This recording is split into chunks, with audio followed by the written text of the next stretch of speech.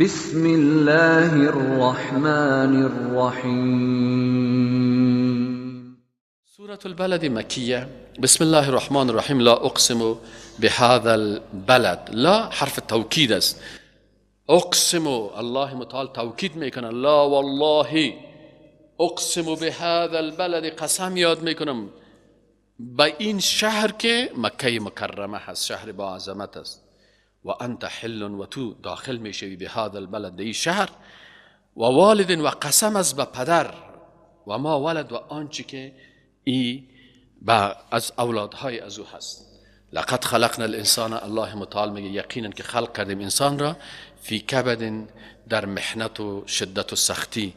ایحسب، آیا گمان میکنه این انسان ان لا یقدر علیه احد، که هیچ کسی بالای از این قدرتمند نیست. یقول، بازی انسان چی میگه؟ اهلکت مالا لبدا. وقتی که لاف شروع میکنه باز میگه مصرف کردم، برباد کردم بسیار مال را. الله متعال میگه این بیخبر انسانی را میگه خوشحال است که من مال زیاد برباد کردم، در حالی که از رپا در روز قیامت تو محاسبه میشی. ایحسب، آیا ای گمان میکنه علم یره احد، که هیچ کسی رو نمیبینه؟ الله متعال میگه علم نجعل له عینین، آیا ما بر از دو چشم خلق نکردیم؟ و لسان، زبان، و شفتین، و دو لب، و هدیناه النجدین، و هدایت نکردیم بر از دو راه حق و باطل برش نشان ندادیم، راهنمایی نکردیم. فلاقتحم العقبه، پس ای داخل نشد در سختی ها. این سختی ها چی است؟ و ما ادراک ما العقبه، این عقبه چی هست؟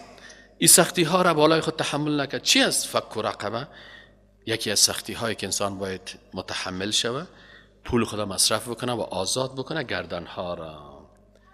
در آزادی مسلمان ها سعی و تلاش بکنه. او اطعام، یا طعام بته فی یوم ذی مسغبه، در روزی که بسیار گرسنگی زیاد است.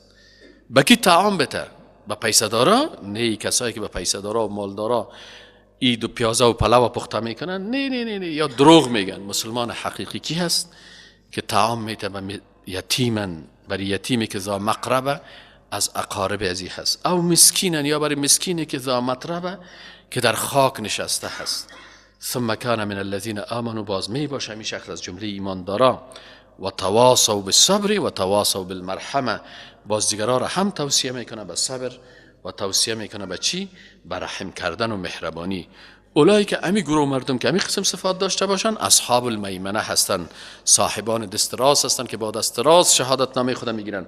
والذین کفروا، و کسانی که کافر شدن به آیاتنا، به آیات ما، الله متعال میگه هم اصحاب المشأمه، اینا صاحبان دست چپ هستن. علیهم نار مؤصده، بالای از اینا یک آتش است که این مؤصده سرش بند کرده شده، مثل سر دیگه بخاره که بسته میکنی، این می داخل شخص سرشان بسته شده.